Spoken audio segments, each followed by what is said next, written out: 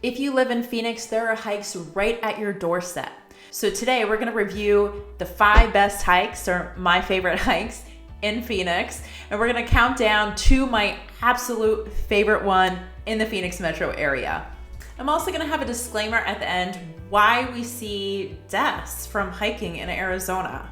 Don't get me wrong, these hikes are safe and these incidences are very, very much avoidable. But you gotta respect Mother Nature. Hi, I'm Courtney. I'm a realtor from Real Broker, here for all things Phoenix. Okay, so coming in at number 5 is Pinnacle Peak. So this is probably the easiest of all the hikes that we're gonna talk about today.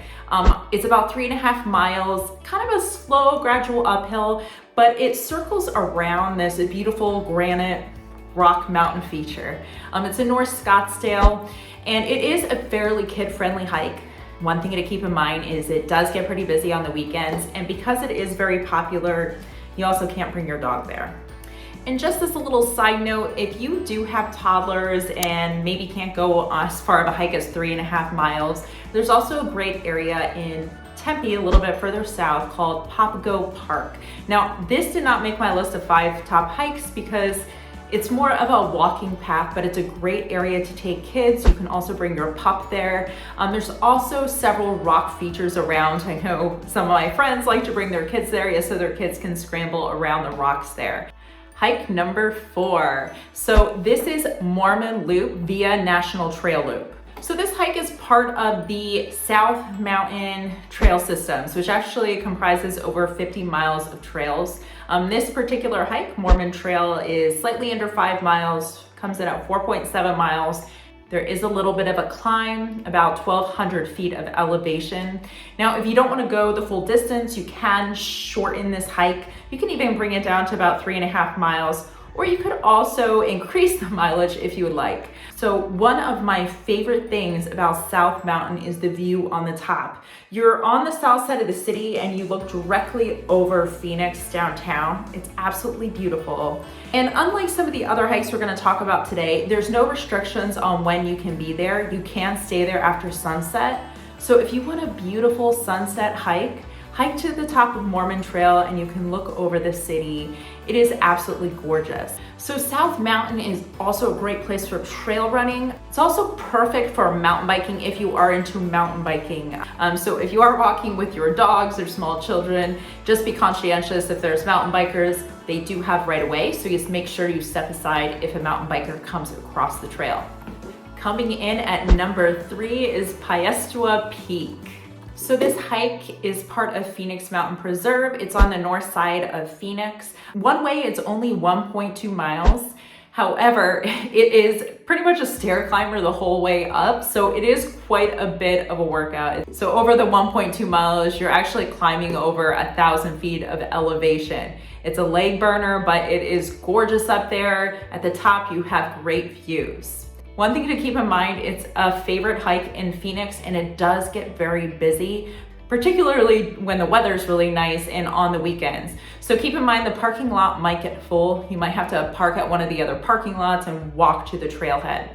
PIESTEWA Peak was actually formerly known as Squaw Peak. So the peak's name was recently changed. It was named after Lori PIESTEWA, who was the first female Native American to actually sacrifice her life in combat. You can't have dogs there, so if you do have a dog, there are hikes around the Phoenix Mountain Preserve in that area that you can bring your dog on. Okay, number 2 is CAMELBACK.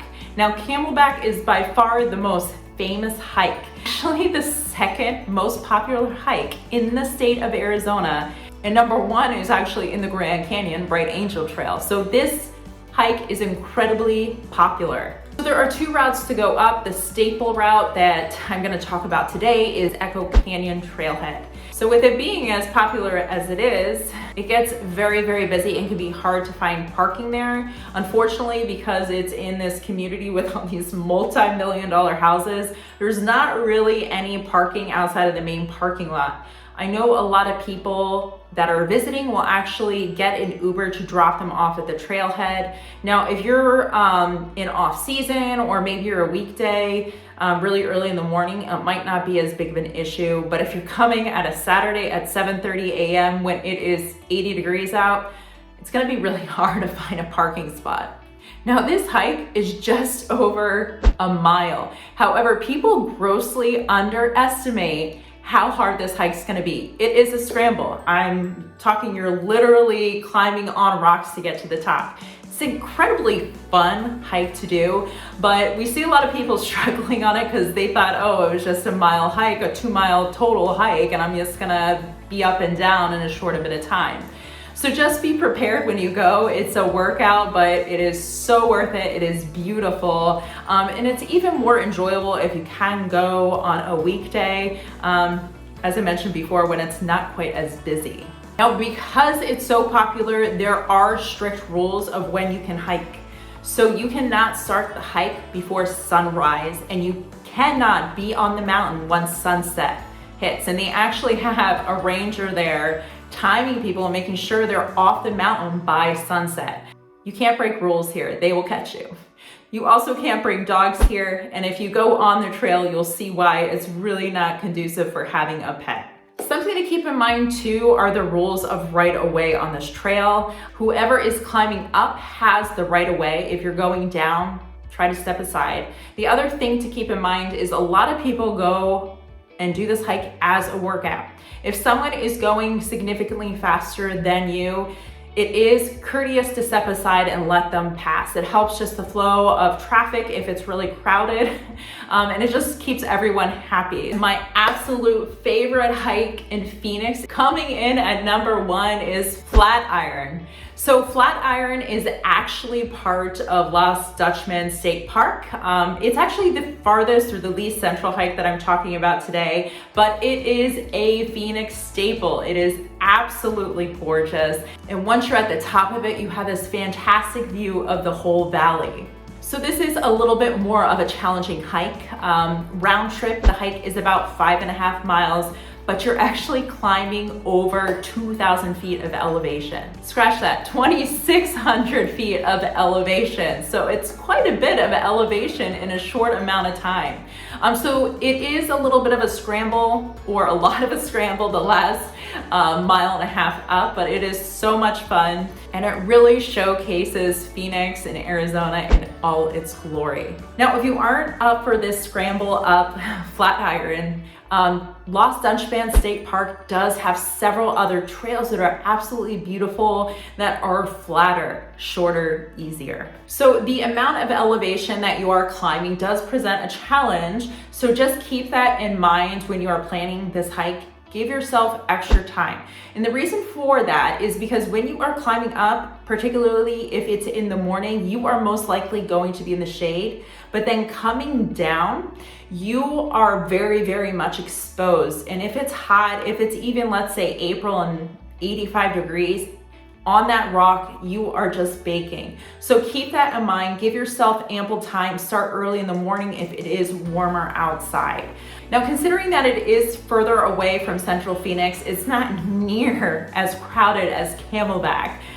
You still can get crowds on a Saturday morning. If I'm going on a Saturday morning when the weather's nice, I just try to get there pretty early so I'm beating the crowds. However, I have been there on a Wednesday and there's barely any people there. So if you're looking for a little bit more solitude, try to go during a weekday, or maybe even more during the winter when you aren't seeing as much traffic on the mountain.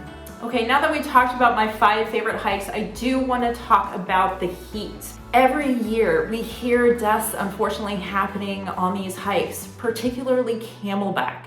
And these deaths are largely avoidable. So if you aren't from here, just be really cautious. Start the hike really early in the morning. I've heard some people visiting and they say, well, it's a dry heat, so it's not that bad. You know what? Heat is heat. It's above 105 degrees. Your body is going to be very taxed. Heat stroke can be very sneaky, and a lot of times people don't even recognize the symptoms until it's too late. So just be cautious, drink lots of water, stay in the shade, try to hike in the cooler temperatures or cooler time of year. But if you navigate the heat, These hikes are incredible. I try to get on the trails at least once a week, whether it's hiking or trail running. So I really hope you guys can make it out there.